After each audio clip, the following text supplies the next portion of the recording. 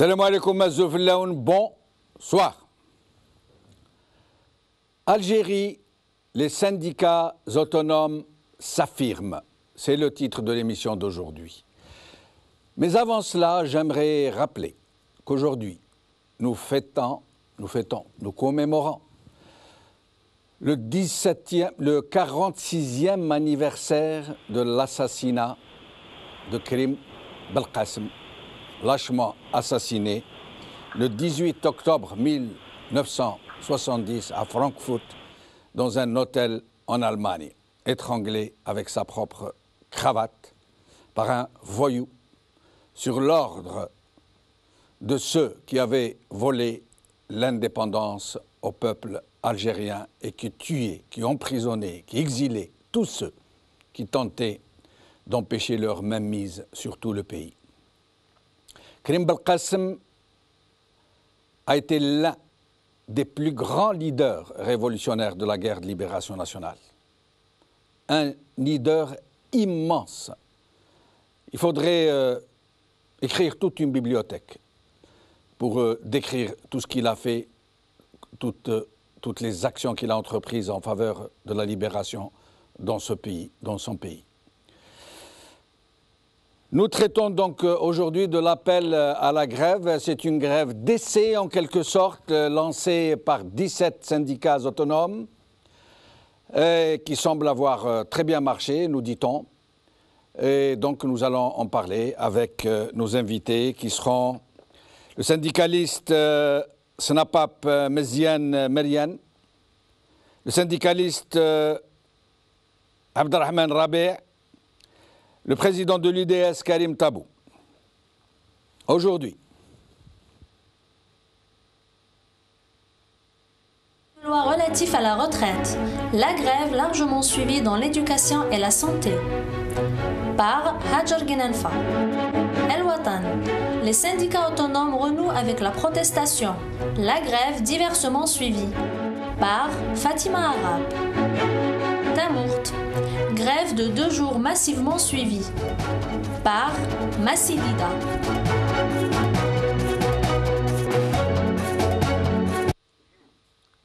Karim Tabou, merci d'avoir accepté notre invitation.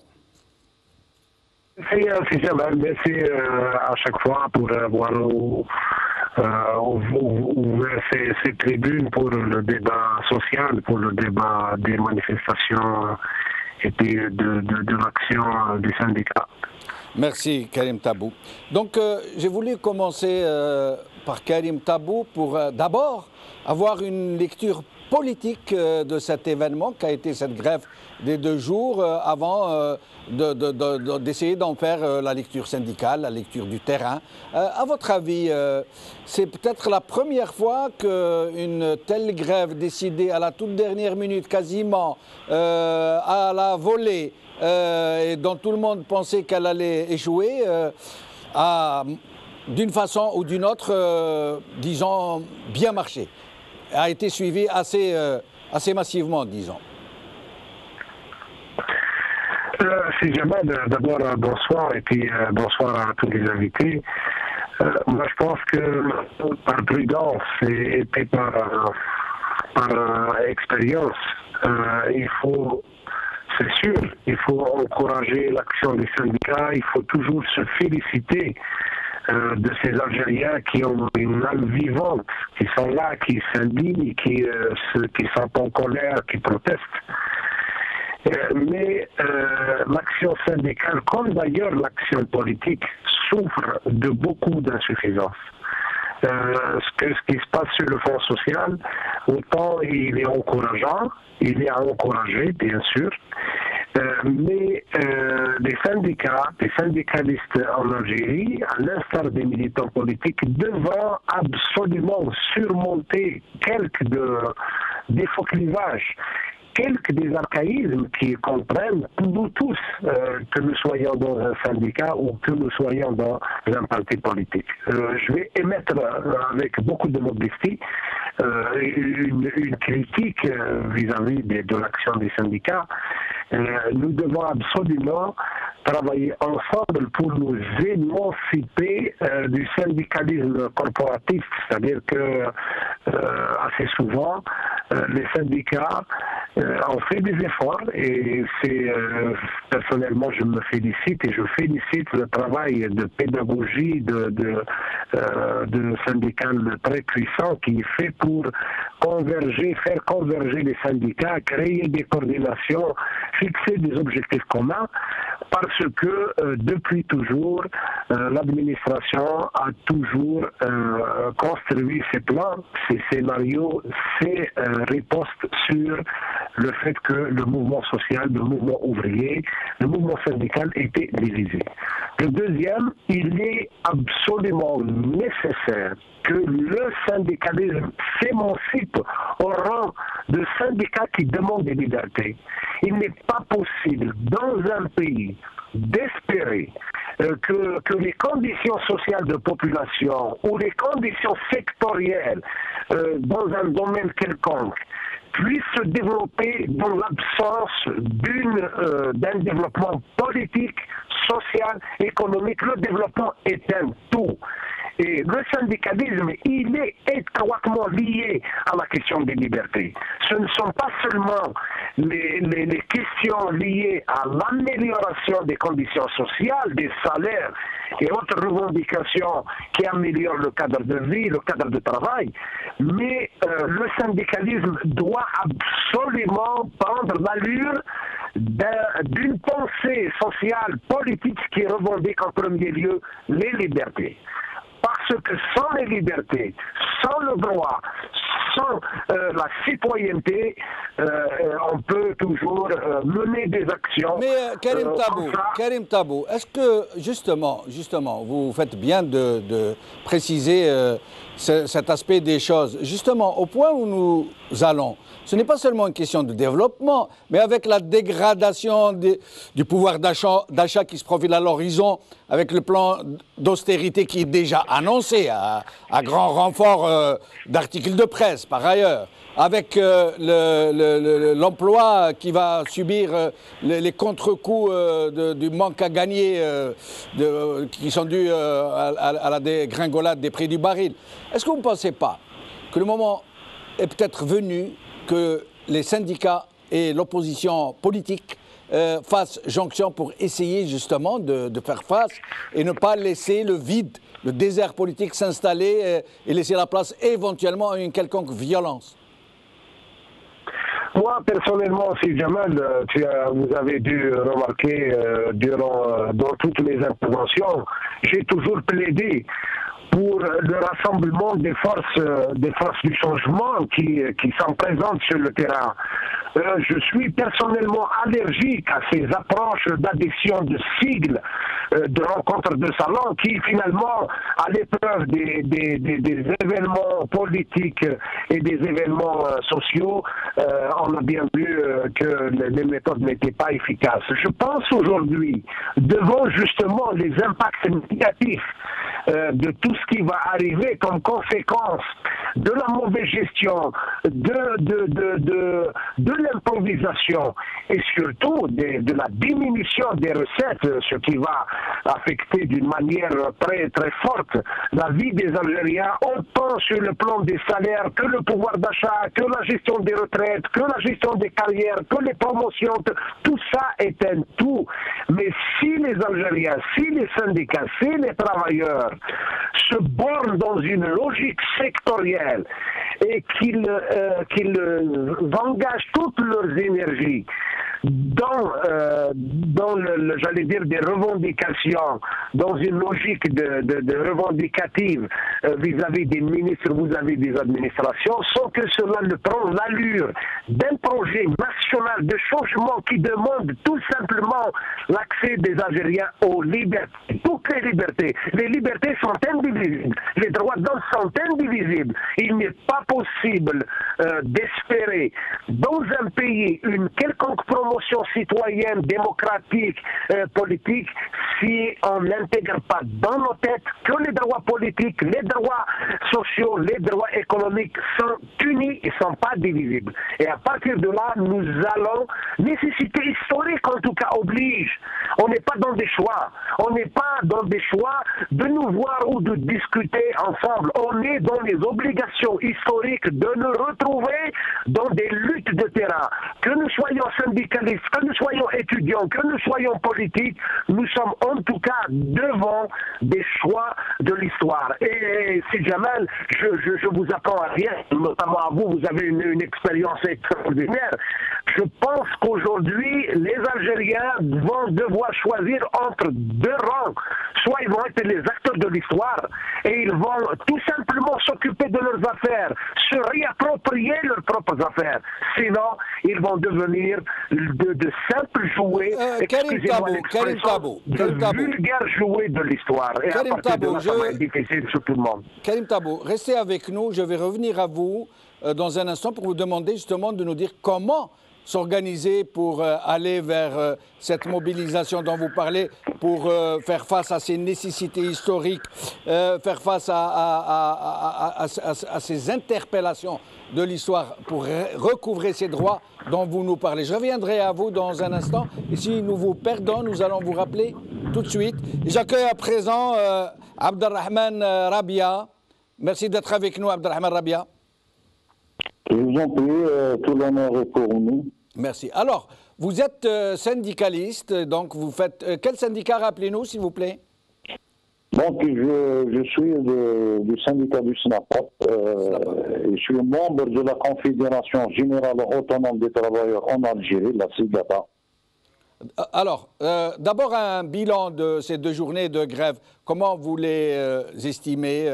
Est-ce que ça a marché? Est-ce que la grève a été massivement suivie, diversement suivie, selon les régions, selon les secteurs? Qu'est-ce que vous pourriez nous dire sur tout ça? Bon, pour le mouvement de grève, bon, c'est sûr, c'est une réussite. Le fait de tenir une action, de ne pas se taire, de refuser et de revendiquer ses droits, c'est une réussite. Et ça diffère, comme vous dites, d'une région à une autre. Et puis, même avec toutes les menaces, les entraves, quand même nos adhérents ont pu démontrer leur colère par rapport à la retraite anticipée, par rapport à l'avant-projet du Code de travail, contre la loi de finances 2017. D'après vous, on nous dit que c'est le secteur de l'éducation qui a le plus massivement marché dans cette grève, répondu à votre mot d'ordre. Sinon, quels sont les autres secteurs qui se sont massivement mobilisés? Bon, pour l'éducation, parce que comme vous savez, notre action syndicale n'a pas affilié à la Confédération, donc chacun tient ses actions suite aux décisions prises autonomes dans leur conseil. Et le secteur de l'éducation, notre fédération a décidé de tenir son action le 16 et 17.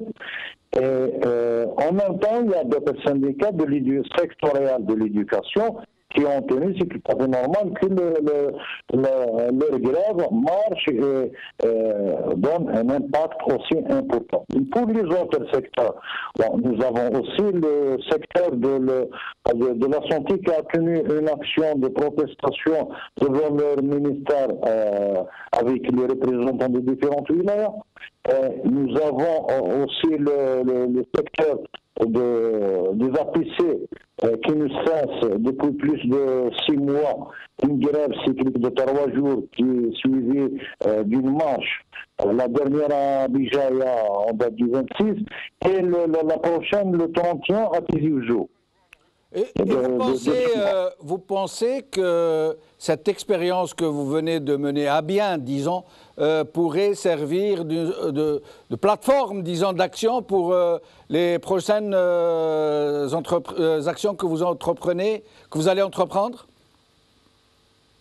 Mais bien sûr, bon, le constat qui a été fait dans le cadre de la Confédération générale autonome des travailleurs en Algérie sur la situation socio-professionnelle des travailleurs et travailleuses en Algérie, on a constaté que le constat est devenu très alarmant.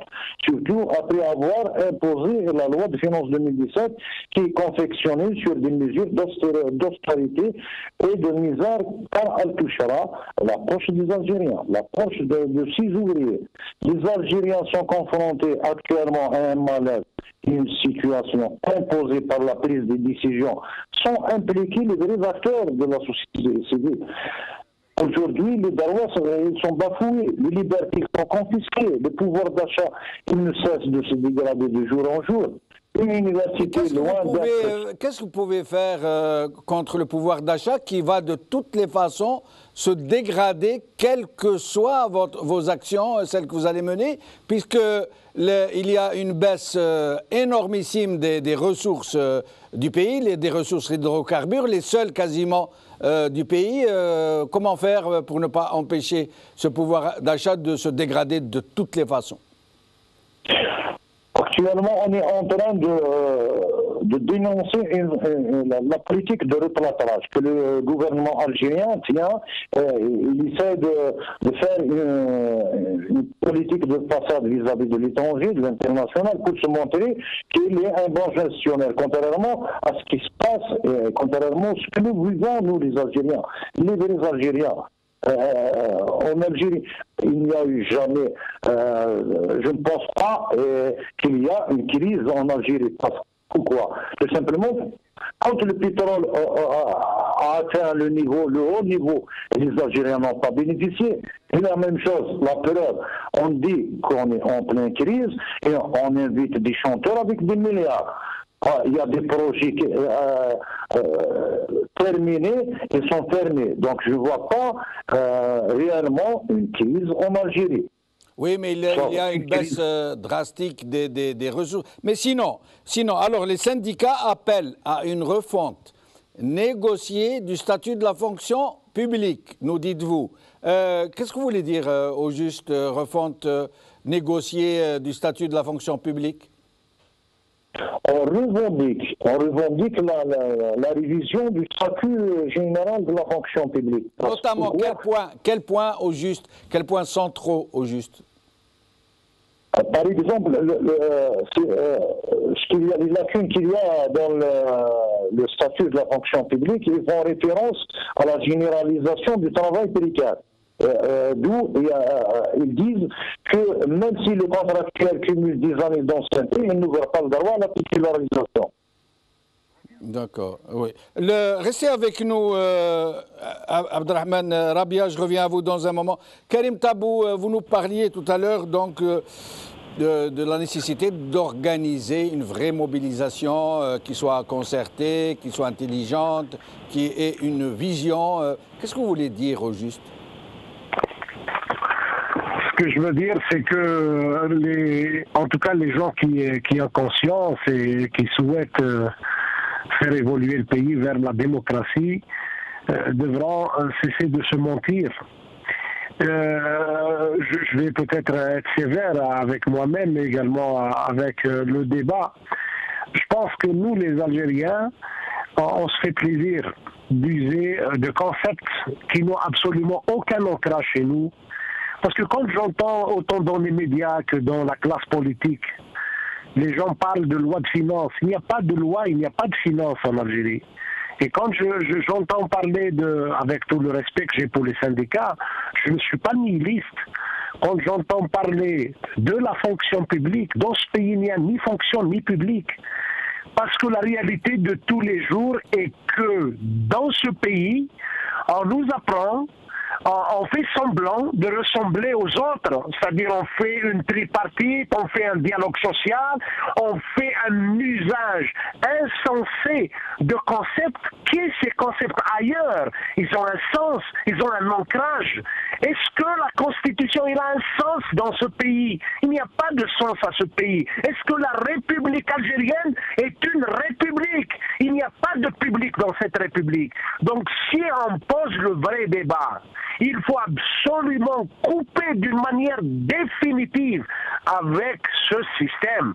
Ben Alban en 56 avait tout simplement devant des choix que la révolution devait prendre entre ceux qui espéraient que les indigènes musulmans allaient juste avoir le droit de prier, le droit de pratiquer la religion, et ils avaient tout simplement considéré que les libertés politiques étaient secondaires. Et ceux qui pensaient qu'il suffisait d'avoir du travail dans le cadre colonial, Ben Alban était un homme qui avait dit désormais il faut accomplir les actes de rupture, il faut fonder un État, il faut fonder une république, il faut sortir définitivement de l'État colonial. Et si on ne prend pas ce chemin, si on continue de parler de l'opposition, de la majorité, de la Constitution, du Parlement, pour moi, ces mots n'ont absolument aucun sens. Parce que la réalité de tous les jours, quand je lis dans les journaux, il y a une majorité, il y a une opposition. On est en Suède, on est dans un pays normal. Non, on n'est pas dans un pays normal. On est dans un pays où les gens, après avoir commis des crimes politiques contre les populations, ils sont en train de commettre des crimes économiques contre ces populations. Il faut que les Algériens s'indignent, il faut qu'ils se soulèvent, il faut qu'ils disent non, arrêtons cette situation. Et si on continue de se mentir, de considérer qu'il y a des partis politiques, qu'il y aura des élections, il y aura des résultats, il y a un conseil constitutionnel, il y a une instance de surveillance des élections, nous allons continuer de nous mentir. Et à partir de là, nous allons tout simplement être les jouets de l'histoire. Je voulais finir ma phrase tout à l'heure, c'est que malheureusement l'histoire, elle laisse deux choix majeurs aux gens. Soit ils vont être les acteurs de l'histoire, sinon ils vont devenir de vulgaires jouets de l'histoire. Malheureusement, nous, actuellement, nous sommes de vulgaires jouets de l'histoire. Et si on ne prend pas nos responsabilités, autant que politique, autant que syndicat, moi ça me rappelle, franchement, je n'ai pas une grande formation politique. Je ne suis pas sorti des grandes universités de sciences politiques, mais j'ai appris à l'université, par exemple. On posait des revendications à l'université qui relevaient des conditions sociales de vie à l'université ou de la pédagogie. Mais dès lors qu'on avait considéré que les libertés à l'université, que les franchises universitaires, que la liberté de penser, que la démocratie à l'université était essentielle, il fallait absolument sortir des revendications, j'allais dire des menus de restaurants, des menus de réfectoire. Il fallait tout simplement poser la démocratie avant le menu de réfectoire. Si on n'arrive pas à poser le débat de cette manière, je pense qu'on va être dispersé, on va être nombreux à dépenser de l'énergie, mais sans qu'il y ait des résultats probants sur le pays. Karim Tabou, si en effet les concepts en Algérie sont des succès d'années de concepts ailleurs, si les institutions sont des avatars des institutions d'ailleurs, si les mots qui désignent les situations sont creux, ils ne veulent rien dire. Par contre, l'austérité, voire la bulle de prospérité illusoire qui va crever, là, c'est une vraie réalité. Et là, ça va nous tomber sur la tête, il n'y a aucun doute là-dessus. Alors, selon vous, comment vraiment mobiliser pour éviter que la violence ne prenne le pas sur la contestation politique? Comment faire de façon concrète, de façon pragmatique, de façon qu'on puisse comprendre? De façon concrète, c'est qu'il y a un débat qui se passe aujourd'hui dans les syndicats. Il faut absolument qu'il y ait des voix qui posent le préalable des libertés avant les revendications d'ordre social, d'ordre salarial. Parce que si jamais, moi je ne crois pas aux révolutions de bidonville. Moi je ne crois pas à l'histoire de gens qui vont avoir faim et qui vont sortir dans la rue et vont revendiquer la démocratie. Je pense que si nous avons un regard vers l'avenir, nous avons un regard de prospective, nous avons un devoir en tout cas de nous mettre dans des scénarios d'avenir. Quand vous dites nous avons, Karim Tabou, quand vous dites nous avons, vous parlez de qui? Nous avons... Je parle Oui.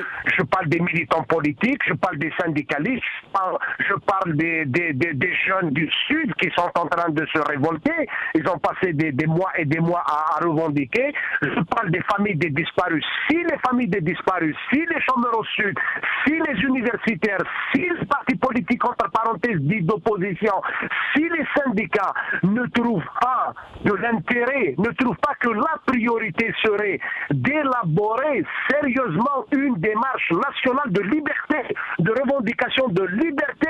Sans les libertés, rien ne va se régler. Rien ne va se régler. Ni les salaires, ni la gestion des impacts négatifs sur le plan social, ni j'allais dire, les contrats de travail, ni les salaires, ni la fonction publique, ni tout ça relève tout simplement de la littérature. Parce que jusqu'à présent, d'une certaine manière, nous nous sommes rendus complices d'un système qui proclame ailleurs et même chez nous qu'on est un pays normal. Nous avons une équipe de football qui fait des compétitions, nous avons des équipes à l'échelle du championnat national, nous avons des universités, nous avons des partis politiques, nous avons des élections, nous avons un conseil constitutionnel, mais allons-nous nous mentir? Dans ce pays, y a-t-il une prime à la loi? Y a-t-il le moindre respect des libertés? Ce n'est pas le cas. Ce n'est pas le cas. Donc, restez avec nous, Karim Tabou.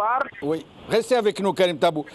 Abdelrahman Rabia, Karim Tabou nous parle d'action politique, il nous parle de revendications, il nous parle de liberté sans lesquelles rien ne pourra se faire. Vous, en tant que syndicaliste et les autres syndicalistes qui sont à vos côtés, vous pensez pouvoir faire jonction avec les vraies forces de ce pays, avec la vraie opposition, pour demain porter une vraie contestation politique, une vraie revendication politique?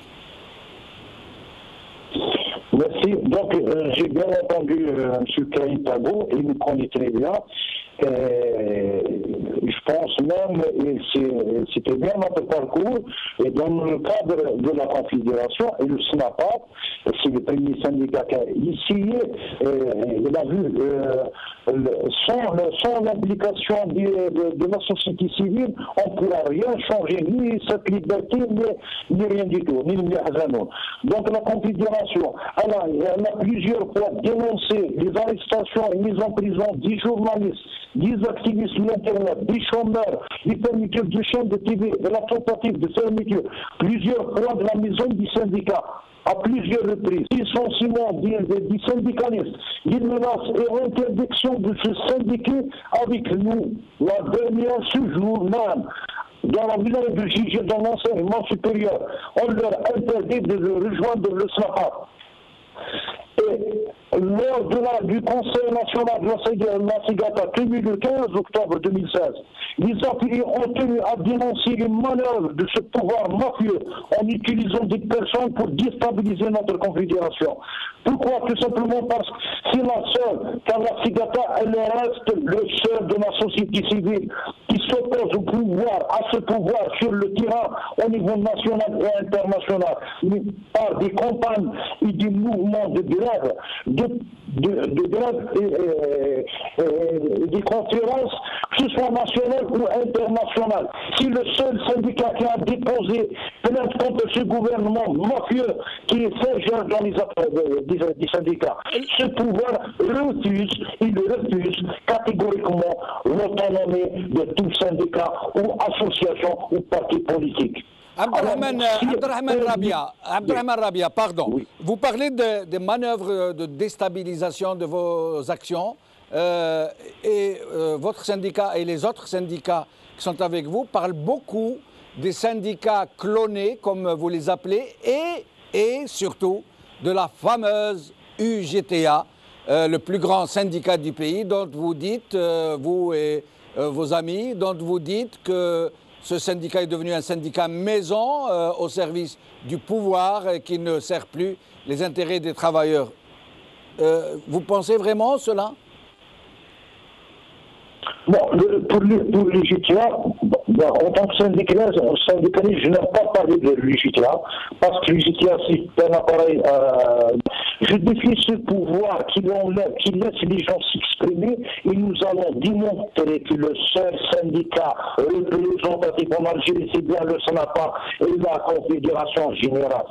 Le pouvoir, il le refuse, il interdit même dans le secteur économique de laisser le libre choix comme stipule la loi 94 qui dit que tout travailleur a le droit en toute liberté de se syndiquer dans un syndicat de son choix.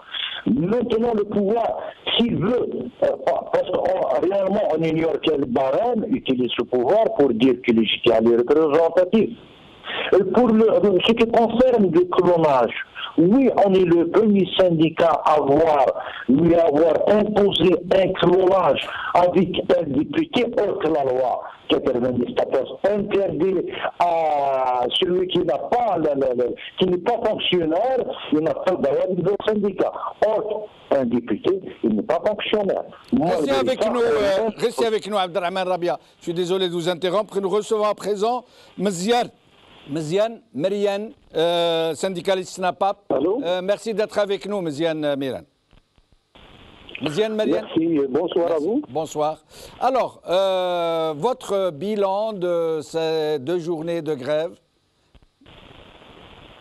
Moi, je pourrais dire que c'est un bilan satisfaisant. Il y a vraiment des répondants dans tous les secteurs touchés par la grève. Les plus touchés, c'est l'éducation et la santé.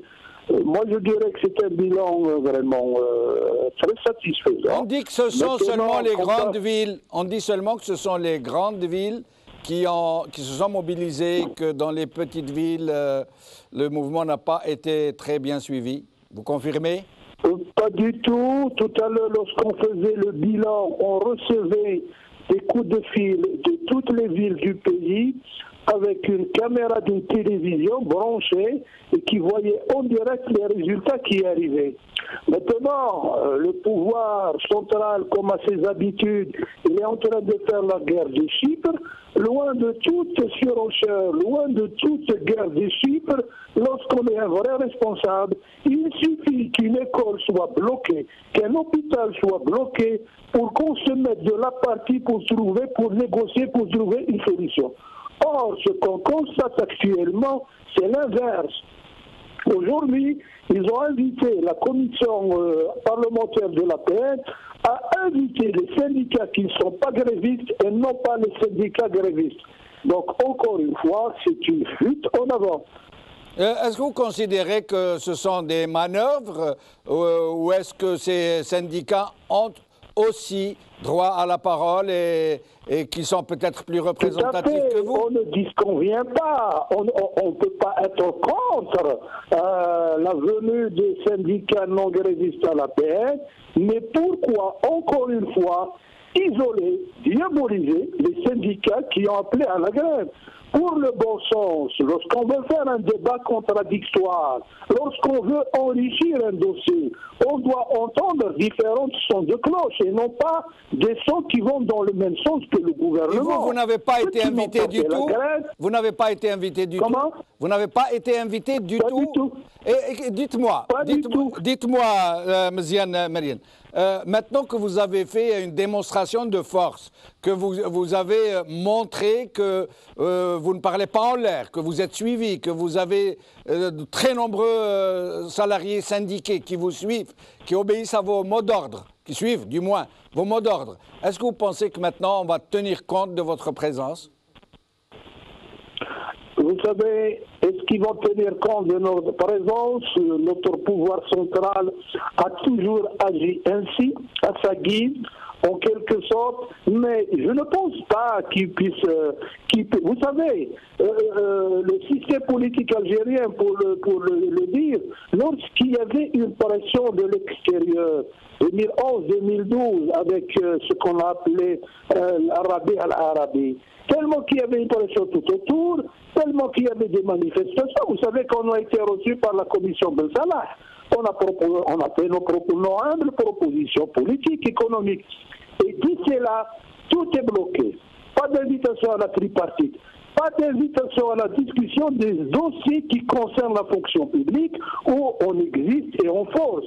Donc ce pouvoir, le pouvoir central qu'on a, il agit en fonction des circonstances. Il ne tient pas compte des forces, mais beaucoup plus de ses objectifs propres à lui à atteindre. Donc malgré cette mobilisation, regardez, au lieu de nous inviter à la PN pour enrichir, pour discuter, encore une fois, c'est l'exclusion.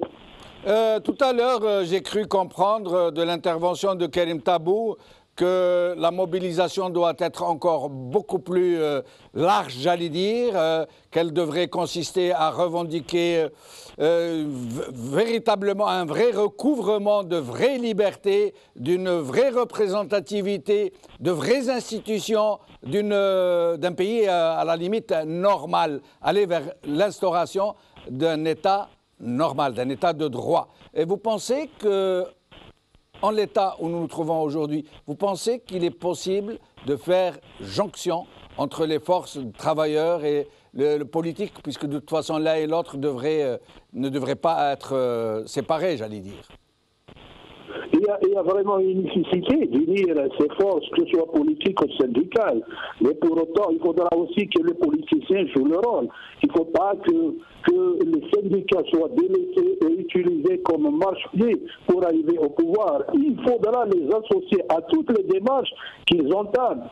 Je citerai nos amis dans la coordination. La première rencontre qu'il y a eu à Zeralda, oui, j'ai participé, j'étais le seul à participer. Mais depuis là, aucun syndicat ne s'est réuni, aucun syndicat n'est invité. Je crois qu'il faut dépasser ce complexe de syndicats qui font de la politique. Nos amis de l'IGPA, ils font bien de la politique. Pourquoi m'empêcher, nous, de le faire aussi de la politique? On a aussi des options, des finalités politiques et il faut les assumer sans aucune honte. Mais pour ce faire, pour arriver, il faut qu'il y ait une entente, un terrain d'entente entre les forces politiques. Il ne faudra pas que le politique voit le syndicaliste d'un côté, le syndicaliste voit le politique de l'autre côté. Donc il faudra conjuguer tous les efforts dans un sens, bien sûr dans l'intérêt de notre pays, l'Algérie. Restez avec nous, je reviens à vous dans un moment. J'accueille à présent Abdelghani Mahdi, qui est avec nous, qui nous a rejoint, universitaire, doctorant à l'université Paris 13. Paris 13. Alors, bonjour et merci de votre invitation. Merci à vous d'être venu. Dites-nous, qu'est-ce que vous pensez de cette effervescence qui commence à avoir lieu dans le pays, ces syndicats qui se mobilisent et qui, pour une fois, j'allais dire, ont réussi le coup de force de faire réussir une grève, 17 syndicats, surtout l'éducation, la santé, mais aussi d'autres secteurs, et qui sont en train de s'investir doucement sur la place politique, j'allais dire, la scène politique. Premièrement, j'aimerais d'abord qu'on apaise un peu le débat. Oui. Et je vois que... Mais il est apaisé, le débat, hein? Là, d'après les interventions, j'étais un peu... Non, il est apaisé. Et justement, pour moi, il faut vraiment qu'il y ait un vrai débat de fond. Oui. Et la question, avant qu'elle soit politique, elle est d'abord économique, selon moi. Alors, dites-moi. La première question, est-ce que l'Algérie est en mesure de répondre à ces revendications? C'est la première question à se poser. Est-ce que c'est vraiment le moment de faire de telles revendications? D'accord. Et la deuxième question, est-ce que c'est la vraie solution qu'il faut, ces revendications? Alors d'abord, pourquoi est-ce que ce ne serait pas le moment? L'Algérie, comme tout le monde le sait, est en pleine crise économique. Donc on vient de ressentir vraiment la crise qui a débuté en 2007.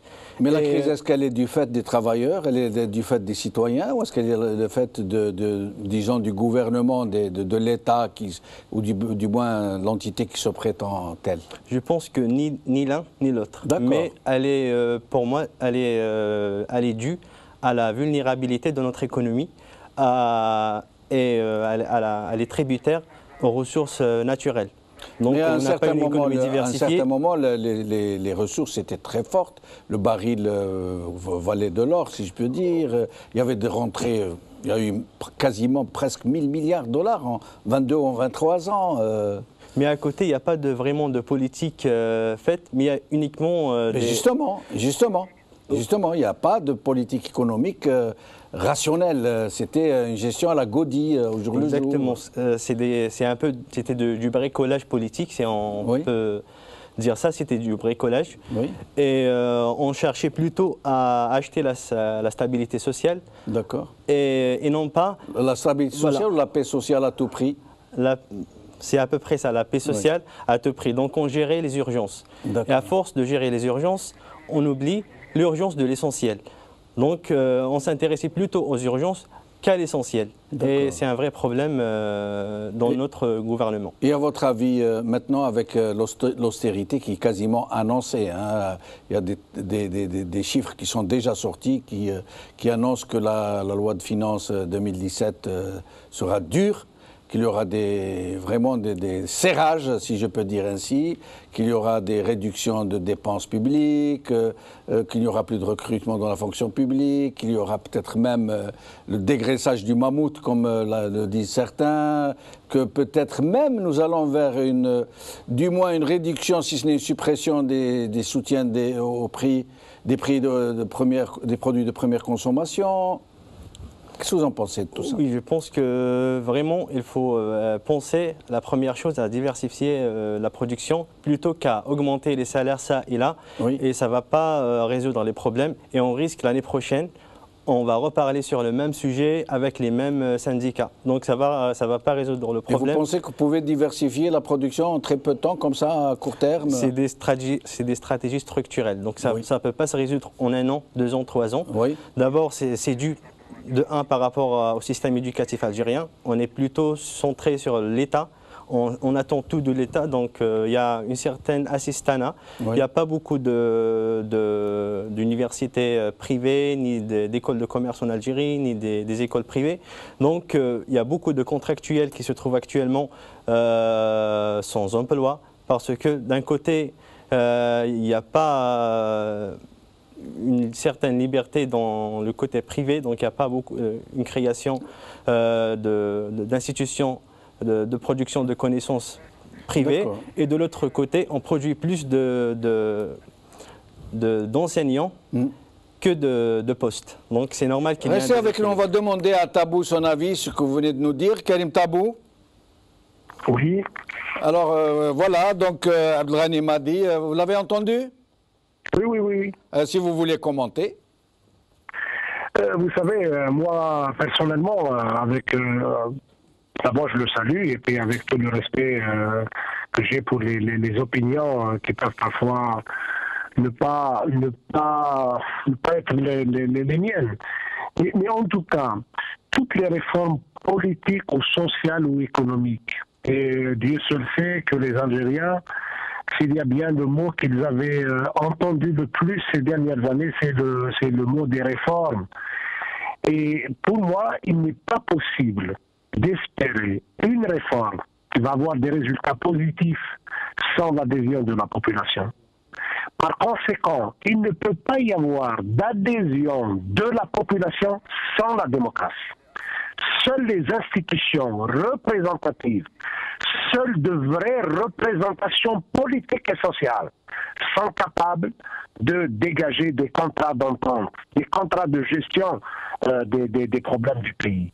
Et malheureusement, ce que nous voyons quotidiennement, que ce soit sur le plan politique, la loi sur les élections, la loi de surveillance des élections, la loi de finances et toutes les lois qui ont été mises en place, la mise en place de la haute instance de surveillance des médias et des chaînes de télévision, tout c'est un vrai arsenal de guerre. On ne peut pas attendre d'une administration, d'un pouvoir qui gère la société, qui gère des affaires de la société comme on gère, j'allais dire, un adversaire, et on met un arsenal de guerre pour exterminer cet adversaire. Aujourd'hui, le pays est géré par une caste qui n'obéit à aucun contrôle, qui se soumettent à aucun contrôle. Allons-nous passer notre temps à revendiquer des améliorations sectorielles de nos cadres de vie, de nos conditions de vie? Si jamais je vous cite un petit exemple, je me fais inviter par des amis que je respecte. Ils avaient fait un exposé extraordinaire sur la situation de l'équipe de la JSK. Et on m'a sollicité d'abord en qualité de député député de la Oulaye de Tizi Ouzou, mais également en tant qu'animateur politique. On m'a expliqué que cette équipe-là est devenue l'otage des enjeux politiques, et puis voilà, on veut casser ce club qui est phare, qui était à l'avant-garde des luttes démocratiques, etc. Et puis on finit par proposer le départ de El-Nachi. Moi j'ai dit non, il faut juste augmenter un peu de la cadence pour demander le départ du pouvoir. Ça ne sert à rien de demander le départ de El-Nachi, parce que si on considère que El-Nachi est là pour exécuter des politiques qui lui viennent d'en haut, et que c'est la même chose, je donne vraiment cette caricature, excusez-moi, j'ai donné cet exemple pour dire que finalement, sans une mise en place de véritables représentations politiques et sociales qui ont des ancrages populaires et qui ont tout simplement comme perspective changer ce pays, élaborer un plan de travail, un programme de travail pour aboutir à la mise en place d'un état de droit, du respect des libertés, de la mise en place de normes. C'est un pays hors normes. Il n'y a aucune norme qui est respectée de tout point de vue. Et là, si on continue de se mentir, les syndicats vont passer leur temps à considérer que l'essentiel était de rencontrer des ministres, de rencontrer le Premier ministre sur leurs problèmes. Les partis politiques vont passer leur temps à espérer que les élections vont au moins s'organiser et qu'ils auront des sièges. Et voilà. Karim Tabou, une dernière question que tout le monde se pose depuis que les représentants du gouvernement, appelons-les comme ça, moi je ne dirais plus régime et mafiocratie, je dirais gouvernement, État, Monsieur le Président et tout. Des questions donc que se posent les gens depuis les déclarations de Monsieur le Premier ministre, des ministres qui disent c'est fini maintenant la rente pétrolière, il faut serrer la ceinture, il faut nous préparer à créer de la richesse, à produire, à être plus rationnel. Est-ce qu'il suffit de le dire, Karim Tabou, à supposer que tous les Algériens acceptent de se serrer la ceinture? Est-ce qu'il suffit de le dire comme ça et d'y aller? Vous savez, les Algériens, vraiment, ils sont en train de rire quand ils entendent ces déclarations. Parce qu'autant on apprend aux Algériens des concepts nouveaux d'énergie renouvelable, les premiers qui ne veulent pas se renouveler sont les gouvernants. Vous voyez très bien qu'on nomme des ministres âgés de 85 ans, on nomme des responsables de commission à tous les niveaux qui relèvent de l'ancienne école, et on est un pays qui est en train de fonctionner avec des normes qui sont connues nulle part. Et voilà, quand on parle de nécessité de chercher des énergies renouvelables, il faut commencer d'abord sur le plan politique. Merci Karim Tabou, merci. Nous arrivons presque à la fin, donc je me permets de vous interrompre. Et je vous remercie d'avoir participé à cette émission. À bientôt, Inch'Allah. Alors, Abderrahmane Rabia, le mot de la fin avant de nous quitter au sujet de cette grève, au sujet de ce que vous espérez. Bon. Merci. Donc, avant de continuer, j'aimerais bien, c'est Rabia Abderrahim, pas Abderrahman. Ah, je m'excuse, je suis désolé. C'est bien ce que j'ai ici sous les yeux. Nous vous demandons pardon, monsieur Abderrahim. Je vous en prie. Donc, après avoir parlé du statut, il y a autre chose qui est plus dangereux, qui est plus clair, c'est l'avant-projet du Code du travail que nous avons refusé, et nous avons même tenu des campagnes, des conférences. Donc on a tenu 4 campagnes déjà avec nos adhérents, avec 10 experts sur l'avant-projet du Code du travail. Le prochain, il se tiendra le début novembre au sud, et le dernier, il sera avant janvier à Alger, suivi d'une action. Cet avant-projet, nous avons déposé au niveau du BIT, et la session dernière, le BIT a exigé de l'Algérie de transmettre une copie de cet avant-projet qui est contraire aux conventions internationales et les lois nationales. Et beaucoup plus, ils se sont axés sur la généralisation du travail précaire, sur l'interdiction des grèves. Donc, avant même d'aller à une grève, il faut que la justice statue sur la conformité de cette grève. Abdelrahman Rabia, merci beaucoup, en espérant vous revoir bientôt et dans nos autres émissions. Merci. Et je reviens à Abdelghani Madi. Nous arrivons bientôt à la fin de cette émission. Vous êtes malheureusement arrivé un peu tard, mais je voulais vous dire, la question que j'ai posée tout à l'heure à Karim Tabou, le gouvernement est en train d'annoncer qu'il faut serrer la ceinture, qu'il faut gérer le pays de façon plus rationnelle, se pencher sur l'agriculture, l'industrie, les services, le tourisme. Vous pensez que ça peut se faire comme ça Non, il faut d'abord avoir beaucoup de patience de la part du peuple et du gouvernement. D'accord. Ça ne peut pas se faire en 2-3 ans, il faut attendre au moins 10 ans. C'est des plans structurels. Et il faut qu'il y ait d'abord de l'honnêteté, la volonté des deux côtés. D'abord du gouvernement, il faut qu'il y ait une volonté politique de changer les choses. Sans la volonté politique, il n'y aurait rien qui va changer. On entendait ces débats depuis des années et des années, ça ne change rien. Du moment qu'il n'y a pas une volonté politique d'aller vers l'avant, il n'y aura pas de changement. Ça, c'est sûr. Mais qu'est-ce qu'il faut faire pour qu'il y ait une volonté politique de la part des politiciens? Vous ne pensez pas qu'ils doivent d'abord être vraiment élus? Oui, il faut être d'abord élu. Sinon, ce que j'aime pas aussi, les débats un peu démagogiques qui considèrent que le gouvernement est la principale cause de tous les maux que vit l'Algérie. Non, c'est faux. D'abord, il y a une culture qu'il faut changer au niveau des Algériens. Une culture de consommation. On considère que les produits étrangers sont meilleurs. Donc on préfère payer plus pour acheter les produits étrangers alors qu'on délaisse les produits nationaux. Donc parce qu'il y a des produits nationaux? Les produits nationaux. Un système totalement intégré? Il y a quelques produits nationaux fabriqués en Algérie, parfois par des entreprises étrangères, mais ils sont comptabilisés dans le PIB, le produit intérieur brut de l'Algérie. Donc on peut les considérer comme des produits de l'Algérie. Mais du moment que le peuple a cette culture de préférer les produits étrangers et n'a pas confiance en les produits algériens, ça ne peut pas marcher aussi. Donc il faut qu'il y ait une volonté mutuelle entre l'État et le peuple pour avancer. Merci beaucoup, merci à nos invités, merci. Je suis désolé, le téléphone a eu quelques petits soucis, mais merci à Mziane Merienne, à Abdelrahman Rabia, Abdelrahim Rabia, Karim Tabou, Abdelghani Madi. Merci à vous d'avoir suivi cette émission. Bqa ala khair, b'salama.